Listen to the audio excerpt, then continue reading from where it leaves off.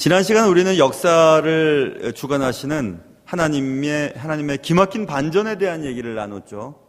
상황이나 여러 가지 여건을 보면 유다인들이 멸절당하고 또 에스더 왕후도 폐위를 당할 수 있는 여건 속에서 하나님이 여러 가지 환경을 통해서 에스더의 말을 듣게 하시고 또 왕이 겨우겨우 진정하고 왕궁 바깥에 정원에서 진정을 하고 돌아왔을 때 하만이 에스더에게 목숨을 간구하는 그런 장면들을 보면서 아수에로 왕이 내 왕궁에서 왕후를 강간코자 하느냐 하면서 막 화가 나가지고 불같은 화를 내고 또 그 옆에 있던 내시 한 명 하르보나가 모르드게를 달기 위해서 한 30m 넘는 나무를 세워 놓았는데 거기다가 하만을 매다는 것이 좋겠습니다. 막 제안을 하고 그래 아수에로 왕은 결국 하만을 그 나무에 매달아 죽이는 사건이 벌어지게 됐죠. 그게 지난 시간까지 살펴본 기막힌 반전에 대한 얘기였습니다. 그런데 하만은 사라졌지만 하만이 왕에게 허락받아서 왕의 인장반지를 찍어 전국 127도의 조소를 내린 조소는 지금 유효한 상태예요. 이제 날짜가 돌아오면 유다인들이 멸절하게 될 것이 틀림없는 조소는 지금 유효한 상태였습니다. 자, 이제 그렇다면 유대민족의 앞날은 어떻게 될 것인가? 하만 자체는 이제 제거시켰는데 하만이 왕을 통해서 내린 조소는 지금 유효한 상태로 있고 당대 메데파사의 법령, 지금 여기는 페르시아 파사 제국인데 메데와 파사가 같이 이렇게 연합해서 나라를 통일하고 또 바사가 메데를 또 이렇게 먹어버려요. 그래서 결국 페르시아 제국, 바사 제국, 메데 파사의 법령은 한 번 내린 조서를 왕이라도 바꿀 수 없는 그런 법령을 가지고 있거든요. 그러니까 이제 큰일 난 거예요. 이제 하만은 죽었지만 하만이 남기고 간 하만이 왕의 인장반지를 사용해서 조소를 꾸며 유다인들을 멸절할 계획은 여전히 남아있거든요. 그 문제를 어떻게 할 건가에 대한 얘기가 오늘 본문에 나와 있는 것입니다. 그것이 해결돼야 진짜 유대 민족이 구원을 받기 때문에 그렇습니다. 오늘 본문은 그 질문에 대한 해답이 기록되어 있고 오늘 말씀을 통해서 하나님이 또 어떤 방식으로 그 일들을 처리하시는지를 보게 될 것입니다. 오늘 말씀을 통해서 우리는 구원에 대해서 배우게 될 텐데요. 하나님께서 여러분과 저에게 은혜 주셔서 깨달음이 있기를 주님의 이름으로 축원합니다. 자, 이제 왕이 하만을 나무에 매달았다. 그리고 왕의 노가 그쳤다가 7장 마지막 절 10절에 기록되어 있잖아요. 오늘은 8장으로 넘어갔죠. 바로 그날 아수에로 왕이 유다인의 대적 하만의 집을 왕후 에스더에게 줬고 에스더가 모르드게는 자기에게 어떻게 관계됨을 왕께 아뢰었고 모르드게가 왕 앞에 나왔고 왕이 하만에게서 거둔 반지, 하만의 반지죠. 하만의 반지를 빼어 모르드게에게 주었다. 이렇게 그날 그런 일을 벌어졌습니다. 하만이 가지고 있던 모든 재산들은 에스더에게 주었고 하만의 반지를 모르드게에게 주었다. 그리고 모르드게가 에스더 왕후와 어떤 관계인지 알려주었다. 그런 것이 그날 벌어졌습니다. 그런데 여기서 하만의 반지를 빼어 모르드게에게 주었다라고 하는 의미는 여러분이 짐작이 가시죠. 반지는 신분과 권리와 권력과 위치, 지위를 나타내는 거거든요. 그러니까 하만의 반지를 모르드게에게 주었다는 것은 하만이 가지고 있었던 왕이 내렸던 권리와 권력과 힘과 지위, 그 모든 것을 모르드게에게 주었다는 얘기입니다. 그렇다면 모르드게의 지위가 당시 왕 다음의 자리로 올렸다는 얘기예요. 그러니까 하만이 가지고 있었던 지위를 모르드게가 가졌다는 얘기입니다. 자, 여기서 그런 일을 할 수 있는 모르드게를 세워서 제 두 번째의 서열로 이렇게 옮길 수 있는, 그리고 하만의 권리, 지위, 권력, 힘, 그것을 다 이양시킬 수 있는 권한은 누가 가지고 있었는가? 2절에 왕이 하만에게서 거둔 반지를 빼어 모르드게에게 주었다 이렇게 돼 있죠. 왕만이 할 수 있는 거죠. 결국 하만의 반지, 하만이 가지고 있던 권리와 권력과 지위와 역할이나 그 모든 특권은 그보다 윗사람이 제공해 줄 때 가능한 거죠. 그러니까 두 번째 서열, 그 나라의 두 번째 서열에 가진 권리, 권력, 힘, 지위, 그 모든 것들은 그보다 위인 왕만이 할 수 있는 것입니다. 결국 하만의 반지를 반지되게 한 것은 왕의 반지예요. 왕이 가지고 있는 권력이 그 밑에 있는 하만의 권력을 모르드게에게 이양시킬 수 있었기 때문에 그렇죠. 그러니 반지가 가진 힘은 반지를 끼웠다고 해서 얻어지는 것이 아니라 그 반지를 수여한 자로부터 받아야 되는 거죠. 그렇죠? 반지는 다 의미가 있는 겁니다. 이게 지금 이걸 누가 낀다고 해서 의미가 있나요? 자기에게만 의미가 있잖아요. 그렇죠? 그래서 여기서 우리는 이런 생각을 해볼 수 있습니다. 지금 여러분이 누리고 있는 것, 여러분의 권리, 그리고 지위, 여러분이 가지고 있는 모든 것, 그 모든 것이 어디서 왔을까?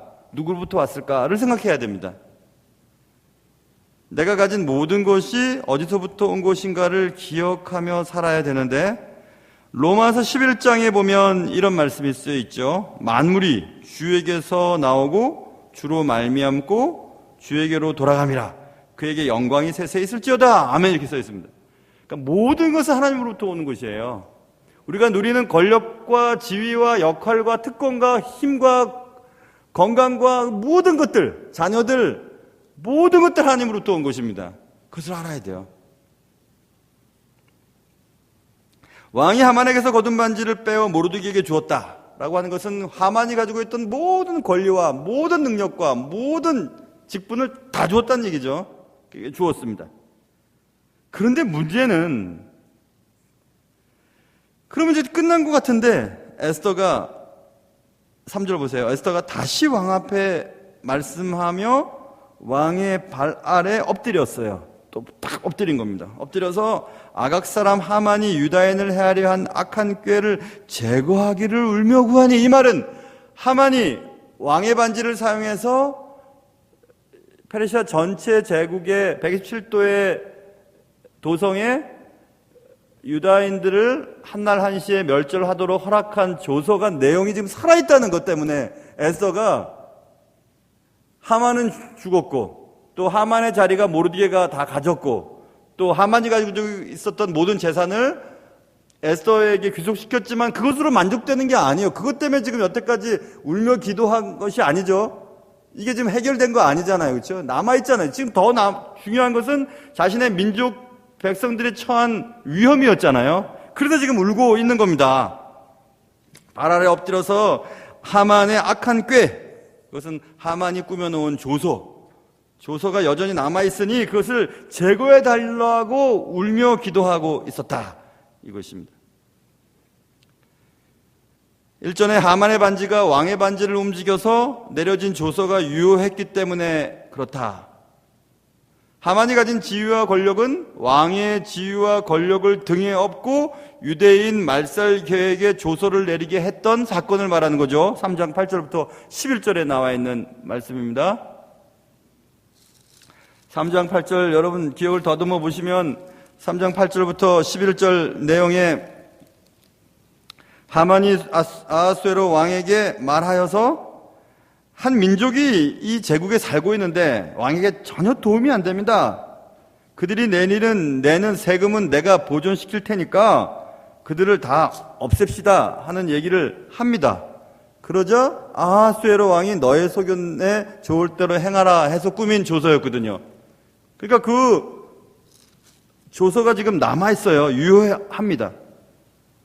자, 우리가 여기서 또 한 가지 우리가 생각해 볼 수 있는 것은 왕이 우리에게 주신 권력 있잖아요. 권한, 지위, 힘을 우리가 어떻게 사용하고 있는지를 생각해 봐야 합니다.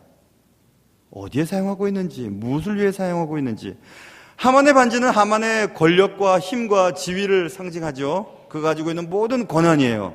근데 하만의 반지는, 하만의 권력은, 하만의 지위와 힘은 흔적을 남겨두었어요. 그 흔적은 유대인을 멸절시키려고 하는 흔적이었죠.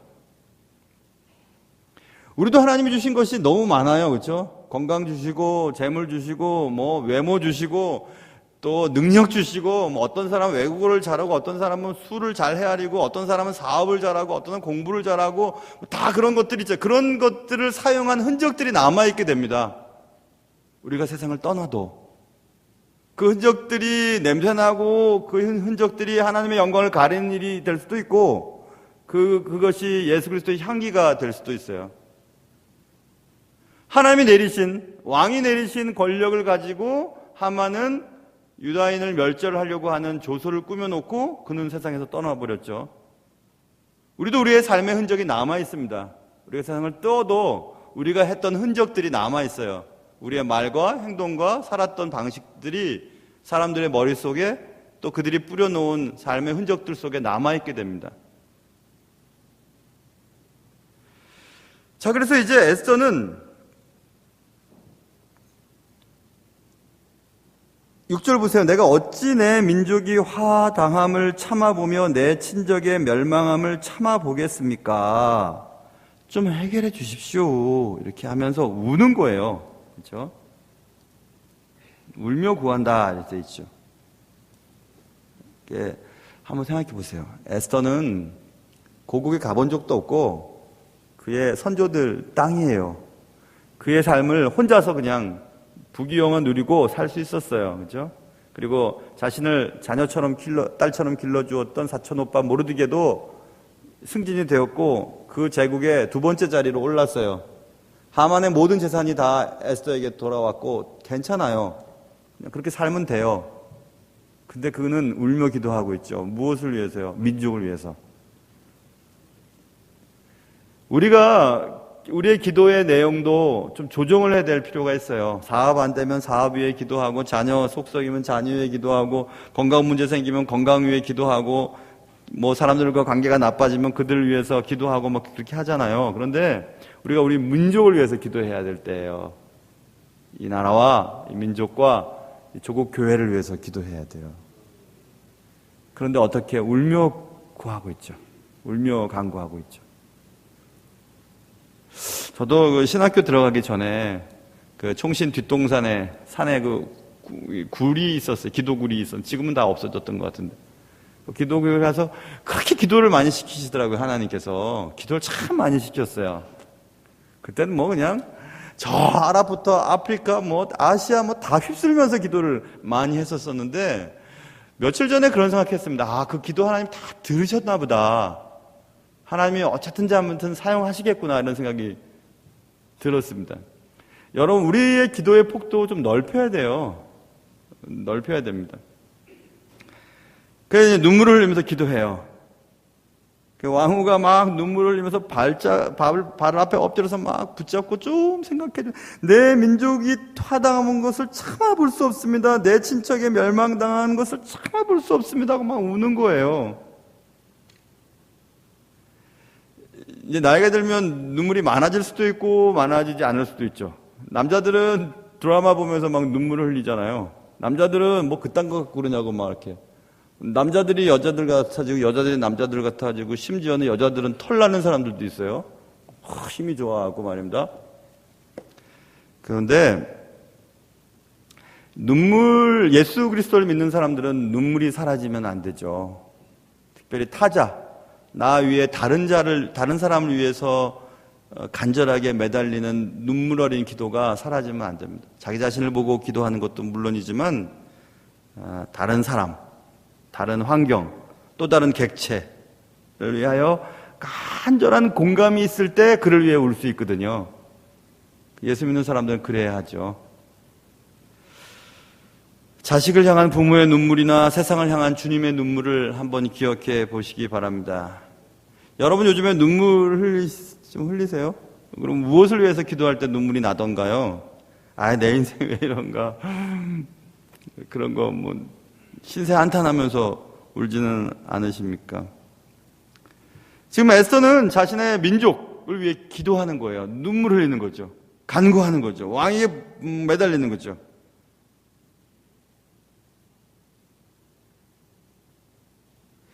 여기서 우리는 이 제안을 보고 아하수에로 왕이 얘기하는 것을 한번 보세요. 7절 보시면 아하수에로 왕이 왕후 에스더와 유다인 모르드게에게 얘기합니다. 하만이 유다인을 살해하려 함으로 나무에 매달렸고 내가 그 집을 에스더에게 주었다. 너희는 왕의 명의로 유다인에게 조서를 뜻대로 쓰고 왕의 반지로 인을 칠지어다. 왕의 이름을 쓰고 왕의 반지로 인친 조서는 누구든지 철회할 수 없음이니라 하니라. 여기서 두 가지를 우리가 뽑아내야 돼요. 지금 이걸 빨리 읽어보면 나 어쩔 수 없어. 조서를 철회하는 법령은 왕인 나도 어쩔 수 없다 라고 읽을 수 있고요. 가만히 들어보면 에스더와 모르드게에게 뭐라고 얘기하냐면 내가 하만 제거하고 하만의 집은 에스더 너에게 줬고 하만의 지위는 모르드게 너에게 줬지. 그러니 내 명의로 제2인자인 모르드게 네가 새로운 조서를 꾸며서 해라 이것입니다. 내가 앞서 내린 조서를 내가 스스로 변경할 수 있는 법은 없다. 그런데 모르드게 네가 하만이 갖고 있었던 그 권위와 권력과 힘으로 다시 나의 반지, 나의 권력을 사용해서 새로운 조서를 꾸미면 되잖아 이 얘기예요. 그러니까 이제 공은 너희들에게 넘어갔으니까 너희들이 알아서 하라 이 얘기입니다. 이미 내린 조서를 변경해서 왕이 했던 말을 스스로 변경시켰다고 하는 자기 모순에 빠져버리는 조서가 아닌 새로운 조서로 이미 내려진 조서를 덮어버리는 것은 너희들에게 지금 달렸다 이 얘기입니다. 새로운 조서는 이미 내린 조서의 영향을 충분히 상쇄시킬 만한 능력 있는 조서를 꾸미라는 거예요. 모르드게에게 나의 반지를 사용해서 나의 능력과 나의 권위를 사용해서 그렇게 하라는 것입니다. 여기서 우리는 기막힌 영적 의미를 깨달을 수 있어요. 자 보세요. 하나님은 온 세상의 왕이시죠. 하나님이 온 세상을 통치하는 방식은 그의 공의와 사랑이에요. 하나님의 공의는 그가 말씀하신 법령에 근거하여 온 세상을 통치하십니다. 하나님이 그의 자녀들을 구원하시기 위해서 인간에게 허락하시는 삶의 방식은 이렇게 살고 이렇게 죄를 회개하고 이렇게 삶의 방식을 유지하면 구원해 주겠다 하는 율법으로 나타나게 되었어요. 그래서 제사법이라든지 도덕법이라든지 시민법이라든지 하는 그런 율법의 준수를 통한 결과로 구원을 허락해 주겠다라고 하는 것이 하나님께서 공의로 내리신 구원의 길이었거든요. 근데 그 구원의 길은 여러 번 실패를 거듭합니다. 그래서 하나님께서 새로운 언약을 계속해서 재갱신시키십니다. 그럼에도 인간은 그 언약에 미치질 못해요. 그래서 하나님은 그의 공의로 심판하는 법령에 따라 죄의 대가는 사망이라고 하는 결정적인 심판의 결과를 내려야만 해요. 그게 하나님의 공의예요. 그런데 하나님은 인간을 사랑하셨거든요. 그런데 하나님이 내려놓으신 공의의 법을 다시 변경시킬 수는 없으십니다. 하나님은 공의로우신 분이시니까, 한번 하신 말을 그대로 지키시는 분이시니까. 그의 법이 변경된다면 하나님은 하나님이 아니시니까. 그래서 죄지은 인간을 사랑하신 하나님은 죄지어 죽을 수밖에 없는 인간을 사랑하셔서 인간을 위해 대신 돌아가실 분을 작정하기 시작하셨어요. 그분이 하나밖에 없는 외아들 예수님이세요. 그러니까 그 죄로 지은 대가를 우리가 받아야 되는데 그 대가는 예수 그리스도를 통해서 대신 지불케 하시고, 그래서 하나님의 공의는 실현됐죠. 그리고 새로운 인간으로 주 예수 그리스도를 믿는, 나의 죄가 그에게 전가됨으로 나의 죄에 대한 대가가 그의 죽으심으로 해결되었음을 믿는 자가 새롭게 재창조되는 그리스도, 그러므로 누구든지 그리스도 안에 있으면 새로운 피조물이라. 이전 것은 지나갔으니 보라 새 것이 되었노라 라고 하는 것을 믿는 자, 예수 그리스도의 대속의 능력을 믿는 자는 새로운 창조물이 됐죠. 중생이죠. 거듭나게 됐죠. 그 우리는 우리의 죄로 말미암아 지은 죄의 대가로서의 죽음을 이미 죽은 거예요. 십자가상에서. 우리는 이제는 주 예수 그리스도를 통하여 율법의 완성이 이루어진 새로운 창조물로 하나님의 구원의 길에 접어들 수 있게 된 거죠. 그 새로운 법령이에요. 그것은 하나님의 공의의 법이 아니라 사랑의 법이죠. 은혜의 법이에요. 그래서 은혜의 법이 공의의 법을 덮어버리는 그런 경향을 띠게 되었죠. 그게 하나님의 공의와 사랑의 묘하고 아름다운 결과가 벌어지게 된 것입니다. 그 얘기를 지금 오늘 본문을 통해서 우리는 얻어낼 수 있습니다. 공의이신 하나님은 죄에 대한 대가를 지불시킬 수밖에 없습니다. 그러나 사랑의 하나님은 그 죄에 대한 대가를 대신 지불케 하시고 새롭게 구원받은 자격을 갖춰지게 하셔서 우리를 구원의 길로 인도하시는 새로운 구원의 방식. 그래서 그것을 새 언약이라고 하죠. 새 언약. 사랑의 법이 주도하는 이 세상, 하나님의 은혜의 법이 주관하는 이 세상을 하나님이 열어놓으셨어요. 기존의 법에는 전혀 손상이 없습니다. 죄의 대가는 사망인 것은 여전해요. 죄로 말미암아 우리는 죽어요. 그러나 주 예수 그리스도로 말미암아 다시 살아나요. 그래서 주 예수 그리스도로 말미암아 주신 새로운 길로 우리가 살아가게 되는 거죠. 그래서 우리가 주 예수 그리스도를 믿으면 과거의 죄된 습성을 싫어하게 됩니다. 싫어하게 돼요. 그래서 사람이 딴판인 사람으로 바뀌게 돼요. 주 예수 그리스도를 믿는데 과거의 습성을 버리지 못하고 여전히 죄와 죄의 낙을 즐기는 자는 주 예수 그리스도의 구원의 구속의 능력이 그에게 아직 완전히 영향을 미치지 않음을 스스로 증명해 보이는 것입니다.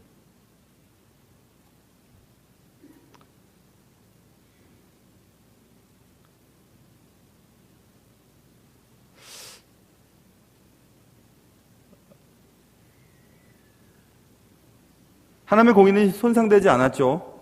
그러나 하나님의 사랑의 법이 하나님의 공의를 실현케 하고 하나님의 사랑의 법이 죄인인 우리를 구속하셨어요.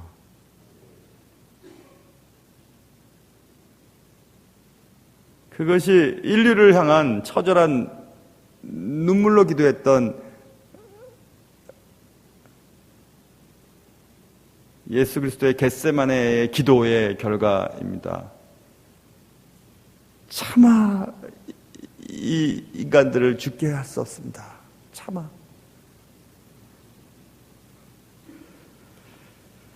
그래서 죄에 대하여는 죽었지만 의에 대해서는 다시 살아나는 놀라운 새로운 존재가 우리예요. 로마 교회 교인들에게 바울이 이렇게 얘기합니다. 죄의 삭은 사망이요. 하나님의 은사는 the gift of God이거든요. 하나님의 선물을 말해요. 죄의 삭은 사망이야. 그러나 하나님이 선물을 주셨어. 하나님의 은사, 하나님이 주신 선물은 그리스도 예수 우리 주 안에 있는 영생이니라 이렇게 써 있어요. 그러니까 주 예수 그리스도를 믿으면 주 예수 그리스도 그 안에 있는 영원한 생명을 우리가 선물로 받게 된다는 것이에요. 그러니까 선물이라고 하는 의미, the gift of God, 하나님의 선물은 우리의 공로와는 상관없어요. 우리가 율법을 잘 지키고 착하게 살고 우리가 거룩하게 사는 것에 의해서 결정되는 것이 아니고 예수 그리스도를 믿는지 안 믿는지에 따라 달라져요. 그래서 세상의 종교는 우리가 덕을 쌓고 착한 일을 하고 선행을 쌓아서 어떤 수준에 도달해서 그 구원의 그 선을 넘어가잖아요. 인간의 노력이 있잖아요. 근데 우리 기독교는 그렇지 않아요. 전적인 타락으로 말미암는 구원에 대한 무능력한 죄인이 외부로부터 오는 도움, 내 대신 돌아가신 구속자의 구속의 영향을 그대로 받으며 저절로 구원의 문을 통과하는 그런 양태를 띠게 되죠. 그래서 은혜의 종교라고 하는 거예요. 그렇다면 그 은혜의 종교를 받는 우리가 죄가 있는 곳에 은혜가 있다고 더 큰 은혜를 위해서 죄를 짓겠냐? 그럴 수는 없다. 바울은 또 얘기해요. 잘 보세요. 우리가 구원을 받아야, 믿음으로 말미암아 구원을 받았지만 우리가 구원을 받는 것이 우리의 노력의 결과로 말미암는 것이 아니기 때문에, 그럼 우리는 어차피 구원받았으니까 아무렇게나 살아도 되겠네 라고 그렇게 하겠냐? 진짜 구원의 감격을 누린 자들은 그럴 수 없다는 겁니다. 나 같은 죄인에게 주신 하나님의 구원의 은혜가 너무 크기 때문에 너무 감사해서 죄를 싫어하게 되는 그런 삶의 흐름이 있는 것이 정상적이에요. 만약 그렇지 못하다면 우리는 하나님의 구원의 능력에 대한 철저한 그 감격이 없었기 때문에 그럴 확률이 많습니다.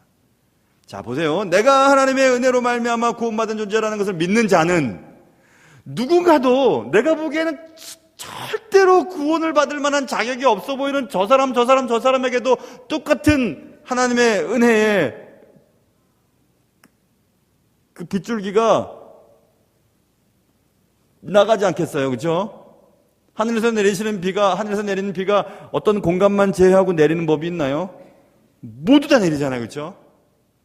그러니까 하나님의 은혜의 그 사랑은 모든 인간들에게 다 유효해요. 그렇기 때문에 예수 그리스도로 말미암아 구원받은 자는 다른 사람을 보는 눈이 달라져요. 저분도 내 마음엔 들지는 않지만, 저분도 하나님의 기준에는 형편없어 보이지만 저런 분도 다 주의 은혜의 범주 안에는 벗어날 사람이 아무도 없어요. 단지 그렇다면은 그 범주 속에서 제외되는 사람들은 누구냐? 그것을 믿지 않는 사람들이에요. 로마서 4장에 보면 기가 막힌 말씀이 기록되어 있습니다. 아브라함에 대한 얘기를 들면서, 아브라함은 생각해봐라. 믿음의 조상이라고 하지. 믿음의 조상이죠. 그런데 아브라함이 의로운 행위 때문에 구원받았냐? 만약 그랬다면 아브라함이 아마 자랑했을걸? 너희들도 이렇게 살아라. 그러면 나처럼 구원받을 테니까. 그렇지 않지? 성경이 뭐라고 말하냐? 로마서 지금 4장을 제가 풀어서 얘기하는 겁니다. 성경이 뭐라고 말하냐? 아브라함이 하나님을 믿음에 그것이 그에게 의로 여겨진 바 되어서 구원받은 거 아니냐? 그렇죠. 자, 그럼 잘 들어봐라. 일하는 자에게는 그 삭시 은혜로 여겨지지 않고 보수로 여겨진다. 자, 보세요. 일을 열심히 해서 돈을 받았어요. 그러면 내가 응당 열심히 일한 대가를 받은 거니까 감사해야 하지 않아요. 그런데 하루 종일 놀다가 너도 돈 받아라 하고 돈을 받았어요. 그러면 너무 고마워요, 감사해요 하지 않겠어요? 그렇죠? 구원도 그렇다는 얘기입니다. 일을 아니할지라도 경건하지 아니한 자를 의롭다 하시는 이를 믿는 자에게는 그의 믿음을 의로 여긴다. 일을 하지 않았어요. 구원받을 자격이 없었어요. 그러나 그에게 너 참 경건해서 구원을 줄게 라고 말하는 자의 말을 듣고 그 말을 난 믿습니다 라고 말할 때 그가 의롭다 여김을 받게 된다는 것입니다. 그것을 믿음이라고 말한다는 거예요. 일한 것이 없이 하나님께 의로 여기심을 받는 사람의 복에 대하여 다윗이 말한 바, 지금 로마서 4장입니다. 불법이 사함을 받고 죄가 가리워짐을 받는 사람들은 복이 있고 주께서 그 죄를 인정하지 아니하실 사람은 복이 있도다 함과 같으니라. 그게 요약이에요. 결국 믿음으로 말미암아 받는 구원은 일을 하지 않고 경건치 않은 자지만 나를 일을 하지 않고 경건치 않은 자를 경건하다고 여기시는 그런 자, 그 자. 방식은 예수 그리스도로 말미암는 구원이죠. 그를 믿는 자를 의롭다고 여기시는, 그게 믿음이고 그게 우리가 해야 될 일이에요. 자, 그래서 다시 본문으로 들어가 보면 아하수에로 왕은 그의 공의와 그의 조서는 이미 내려진 것입니다. 그러나 그 조서를 뒤엎는 법은 새롭게 꾸며서 내면 된다는 얘기예요. 그래서 하라는 겁니다. 하만이 그랬듯이 하만의 반지를 소유한 모르드게가 나의 권력을 이용해서 나의 반지를 찍고 새로운 조서를 꾸며서 그렇게 해라. 그것은 뭐냐 하면 9절 보세요. 그때 시완월 곧 3월 23일. 시완월, 유대의 달력을 말해요. 시완월. 그런데 곧 3월. 그럼 3월 달이구나. 3월은 지금 말하는 태양력으로 3월을 말하지는 않아요. 그러니까 지금 만약에 말한다면 시완월은 지금 우리 태양력으로 말한다면 한 5, 6월쯤 돼요. 5, 6월. 자, 시완월 곧 23일에 왕의 서기관이 소집되고 모르드게가 시키는 대로 조서를 써서 인도로부터 구스까지의 127지방 유다인과 대신과 지방관과 관원에게 전할세. 각 지방의 문자와 각 민족의 언어와 유다인의 문자와 언어로 쓰되, 잘 보세요. 그 다음에 10절. 아수에로 왕의 명의로 쓰고 왕의 반지로 인을 치고 그 조서를 역졸들에게 붙여 전하게 하니 그들은 왕궁에서 길러서 왕의 일에 쓰는 준말을 타는 자들이라. 자, 보세요. 나왔죠? 모르드게가 썼어요. 왕의 명의로 쓰고 왕의 반지를 찍었어요. 새로운 조서를 꾸며서 보내는 거예요. 127도에. 그런데 그 새로운 조서는 하만이 꾸며놓은 이전 조서는 12절 보세요. 12절. 아하수에로 왕의 각 지방에서 아달월 곧 12월 13일 하루 동안 돼 있죠. 이 아달월은 지금 말하면 태양력으로 한 2, 3월쯤 돼요. 그러니까 이 조서를, 새로운 조서를 꾸몄을 때 5, 6월부터 그 다음에 2, 3월까지는 시간 있죠. 그 시간 동안에 준비하게 하는 거예요. 어떤 준비냐면 그 전에 하만의 왕의 반지를 찍어서 조서를 꾸민 것은 한날 한시. 한날 한시는 아달월 12월 13일 하루라고 하는 그날 유대인들의 재산을 다 빼앗고 도륙해도 된다고 하는 조서였는데, 지금 새로운 조서는 그날을 유대인들이 준비해서 자신들을 해하려고 하는 자들을 먼저 공격할 수 있는 권한을 주는 거예요. 그래서 그들의 재산을 뺏고 도륙해도 된다고 하는 새로운 조서예요. 그런 조서를 유대인들에게 각 지방에 뿌려줬어요. 그러니까 이 새로운 조서는 유대인이 가진 공세를 가지고 유대인을 공격하는 자들을 먼저 제압할 수 있는 새로운 조서예요. 그것이 제국 내에서 허락을 해주는 새로운 조서죠. 그러니까 완전히 역전되는 거예요. 뒤바뀐 거죠. 그것을 준비할 수 있는 시간들을 충분히 주고 왕의 권한, 왕의 명의로 왕의 반지로 인장을 찍어서 조서를 꾸몄으니 앞에 있는 조서는 유효하지만 새로운 조서가 앞에 있는 조서를 뛰어넘어 버리는 거죠. 그게 하나님의 공의를 넘어선 사랑의 법이에요. 그의 아들을 죽이시면서까지 율법으로 말미암아 구원받을 수 없는 인간들에게 허락하신 구원의 길, 그 사랑의 법이에요. 그 은혜의 법이 공의의 법을 넘어서는 순간이 십자가의 사건이에요. 십자가의 사건을 통해서 이제 하나님께로 나가는 길이 열리게 됐죠. 그것은 율법의 준수를 통한 것이 아니고 하나님이 허락하신 사랑의 법으로 열어놓으신 구원의 길을 내가 믿음으로 고백하는 자에게 열려진 새로운 길이에요. 새로운 언약이에요. 그러니 우리가 감사할 수밖에 없어요. 감사할 수밖에 없어요.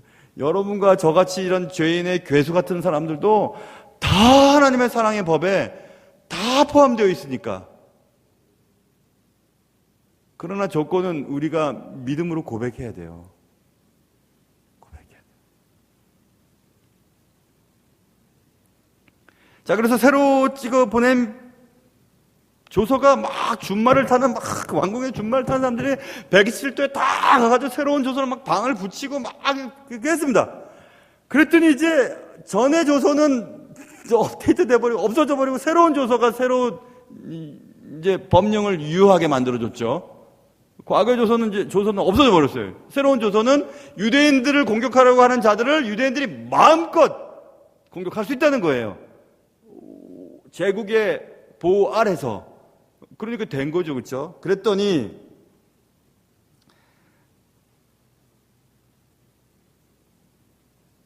(14절) 보세요. 왕의 어명이 매우 급함에 역절이 왕의 일에 쓰는 준말을 타고 빨리 나가고 그 조서가 도성 수산에도 반포되니라. 지금 수산성에서 벌어진 얘기예요. 수산성은 페르시아 제국의 여러 도성 가운데의 겨울 궁전이에요. 수산성이 있던 그쪽은요, 여름에는 54도까지 올라갔어요. 그래서 문헌을 보니까 문헌에 대낮에 걸어가다가 눈이 익어서 죽은 사람도 있대요. 눈알이 익어가지고. 얼마나 뜨거운지, 눈알이 익어서. 근데 겨울은 따뜻해. 그래서 페르시아 제국의 왕들이 겨울을 거기서 보내거든요. 수산성에서 벌어진 일들이에요. 근데 수산성은 우리 성경에서, 그리고 우리가 페르시아 제국을 이해할 때, 바사 제국을 이해할 때 많이 등장해요. 자, 보세요. 지금 우리가 역사서를 지난 9년 동안에 쭉 수요예배 때 하면서 지금 에스더까지 왔는데, 지금 에스라 느헤미야 공부했잖아요. 그렇죠? 에스라는 수요일 날, 느헤미야는 주일 날 공부하면서, 지금, 그리고 뒤에 다니엘도 나오죠? 이걸 보면 재밌겠군요. 다니엘 한 6장쯤에 보면 다니엘이 다리오 왕이 법령을 내리죠. 그 법령은 30일 동안에 다른 신에게 절을 하거나 간구하는 자는 사자굴에 던지겠다고 하는 조소를 꾸미잖아요. 찍어요. 왕의 반지를 찍어요. 법령이 됐죠. 그런데 다니엘이 전과 같이 똑같이 하루에 3번씩 하나님께 기도하는 장면들을 다니엘을 쳐내려고 하는 사람들이 고발을 시켜서 다니엘과 세 친구가 사자굴에 던져질 지경이 됐어요. 그런데 다리오 왕은 다니엘이 너무너무 자기에게 필요한 존재인 것을 알아서 걱정이 막 태산 같아요. 다니엘을 구하고 싶은데. 그런데 신하들이, 이 간신들이 왕이 내린 법령을, 이 메데파사의 법령으로서는 조서가 변경되는 일이 없지 않습니까? 하니까 왕이 하루 종일 고민을 합니다. 자신이 내린 법령이지만 다니엘을 구할 수가 없는 거예요. 한 번 내린 법령이니까. 그게 지금 의미예요. 그게 지금 메데파사의 법령이에요. 그러니까 다니엘이 있었던 다리오 왕이 지금 여기 에스더의 배경보다는 더 위에요. 더 전 얘기예요. 그래서 에스더는 아하수에로 왕이죠. 아하수에로 왕. 그 다음에 이제 수산성에서 벌어졌던 기가 막힌 신하 관리의 얘기가 아닥사스다 왕의 술관원장 느헤미야 우리 배웠잖아요. 그렇죠? 그러니까 수산성을 중심으로 해서 그리고 페르시아 제국 속에서 하나님의 선택된 백성들이 다리오 왕 때, 그리고 오늘 아하수에로 왕 에스더, 그리고 그 밑에 이제 아닥사스다 왕 때 느헤미야, 이렇게 연연이 이어지는 거예요. 에스더 때 아하수에로 왕 때 유대인의 멸절이 벌어졌다라면 느헤미야는 상상조차 없어요. 느헤미야라고 하는 인물은 없었어요. 느헤미야가 없었다면 다시 예루살렘에, 그리고 이스라엘 땅의 성벽 재건, 그 전에 또 에스라의 성전, 또 영적 부흥운동 이런 것은 없었어요. 그러니까 지금 이 에스더서의 이 조소, 그리고 새로운 조소, 그리고 에스더의 생명을 걸어놓고 한 기도, 민족을 위하여 울며 불며 간구했던 이 간구가 얼마나 역사 속에서 큰 역할을 감당했는지 몰라요. 그러니까 우리가 이 나라를 위해, 조국 교회를 위해서 눈물 뿌려 기도할 때 우리 이후의 세대들은 대단한 일들을 이뤄낼 수가 있어요. 느헤미야 같은 사람들도 나올 수 있고요. 에스라 같은 대단한 인물들도 역할을 발휘할 수가 있게 되는 겁니다. 자, 그래서 그 새로운 조서를 듣고 오늘 본문에 보세요. 15절. 모르드게가 푸르고 흰 조복을 입고 큰 금관을 쓰고 자색 가는 배의 겉옷을 입고 왕 앞에 나오니 수산성이 즐거워 부르며 기뻐했다. 즐겁잖아요, 이제. 유다인에게는 영광과 즐거움과 기쁨과 존귀함이 있었다. 왕의 어명이 이르는 각 지방 각 읍에서 유다인들이 즐기고 기뻐하며 잔치를 베풀었다. 그날을 명절로 삼았다. 본토 백성이 유다인을 두려워하여 유다인 되는 자가 많더라. 이런 일이 벌어졌어요. 자, 막 고민에 빠지고 근심 걱정하며 우리 민족이 멸절당할 것을 고민했던 이 유대인들이 새로운 조서의 내용을 보자 그 공동체 내에 영광과 즐거움과 기쁨과 존귀함과 17절 즐거움과 기쁨과 잔치가 벌어졌죠. 하나님의 은혜의 법 안에서는 기쁨과 즐거움과 영광과 존귀함과 잔치가 벌어져야 돼요. 예수 그리스도의 은혜를 받은 우리들에게 있어서는 항상 기쁘고 감사가 있어야 돼요. 예수 믿으면 그러니까 사람이 변한다니까요. 예수 믿으면 긍정적으로 바뀌어요, 사람이. 예수 믿는데도 막 아이고 막 그런 사람 없어요. 예수를 정말 믿으면 예수로 말미암아 우리의 삶 속에 즐거움과 기쁨과 감사와 영광과 잔치가 벌어지게 된다니까요. 그리고 또 하나, 그것을 보고 있던 본토 사람들이 유다인들을 두려워해서 유다인이 되는 자가 많더라 했죠. 그래서 유다인이라고 하는 혈연 공동체가 아니고 언약 공동체예요. 유다인들이 믿는 하나님을 나도 믿겠다 하면 유다인이 되는 거예요. 그러니까 지금 우리가 말하는 유대인들이라고 하는 혈연 공동체의 의미로 유대인 민족을 따지면 이해가 안 돼요. 그러니까 우리도 보세요. 우리가 예수를 믿고 은혜의 복음 아래, 복음의 그 능력 아래 살아가요. 새로운 조서예요. 우리의 능력과 우리의 노력이 아닌 하나님의 전적인 은혜로 말미암는 구원, 그 구원의 혜택을 입은 우리들이 기쁨과 즐거움과 영광과 감사와 잔치의 삶을 사는 것을 보고 사람들이 나도 그리스도인 되겠다고 하는 일들이 많아졌다는 거예요. 이게 전도예요. 우리가 제 아무리 교회에서 무슨 전도 집회를 하고 총동원 전도 이게 아니고 여러분이 삶의 자리에서 제대로 예수를 믿고 살아갈 때에 여러분을 보고 예수 믿는 사람들이 나타나게 돼요. 그게 전도예요. 진짜 전도 잘하는 사람은 진짜 잘 사는 사람들이 전도를 잘해요. 말 잘하는 사람이 아니라. 목회도 그런 것 같아요. 제가 보니까 목회자들도 설교 잘하고 공부 많이 하는 목회자들이 목회 잘하기보다 목회자로서 진실하게 주님의 말씀대로 살아가는 목회자를 바라보는 성도들이 그 목회자를 좋아하는 거예요. 그런 목회자가 목회하는 교회가 또 행복한 교회고, 그렇기 때문에 목회가 힘들다는 거예요. 설교하는 게 힘든 게 아니라 말한 대로 살고 산 대로 말아야 되기 때문에 사는 게 제대로 살아야 되잖아요. 그래서 목회자들은 삶이 바로 살아야 되기 때문에 그게 목회자가 힘든 거지, 돈이 없고 요즘 같은 때 이제는 예전처럼 목회자들 존경도 안 하잖아요. 너는 너고 나도 나다 하고 이렇게 얘기하는 이런 세대가 되어버렸는데, 그럼에도 불구하고 목회자들이 한 명이 바로 서 있으면 목회자가 사역하는 교회가 바로 서고, 그 교회가 바로 서면 그 지역 사회가 달라지게 되거든요. 그러니까 여러분 본문에 보세요. 영광과 즐거움과 기쁨과 존귀함과 잔치가 벌어진 유대인들의 공동체를 보고 본토인들이 유다인이 되려고 하는 자가 많았다. 이게 참된 부흥의 기초가 되어야 되는 것입니다. 반지는 지위와 특권 그리고 권력을 나타내죠. 반지 자체에 능력이 있는 것이 아니라 반지를 수여한 자의 권위에 따라 반지의 능력과 권력의 차이가 드러나게 되는 거예요.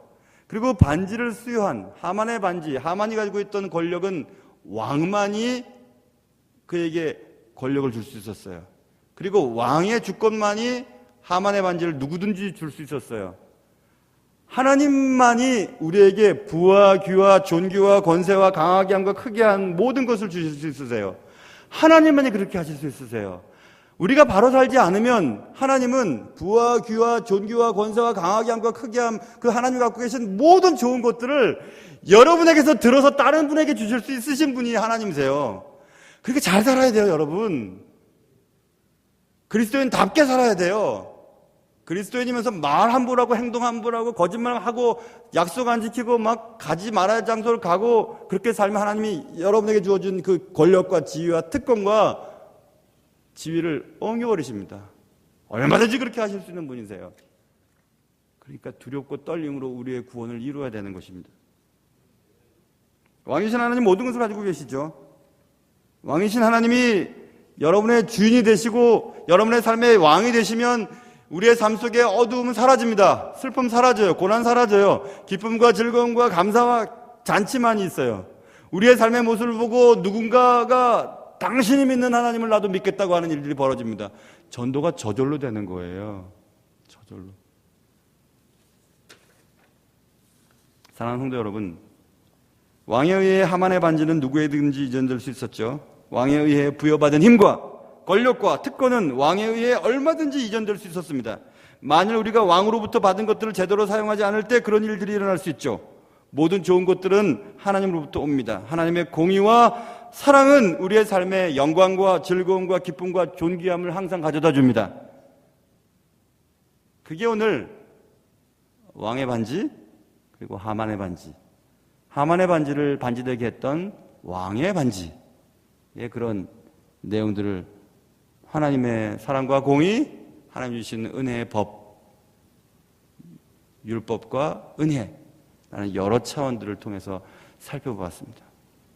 사랑하는 성도 여러분, 우리가 가진 모든 특권과 또 권력과 힘과 부와 귀, 존귀, 권세 하나님으로부터 온 것입니다. 하나님 앞에서 바로 살아서 하나님이 우리를 통해서 이루고자 하시는 모든 일들이 아름답게 이루어지는 귀한 은혜가 있으시기를 주님의 이름으로 축원합니다. 기도하겠습니다.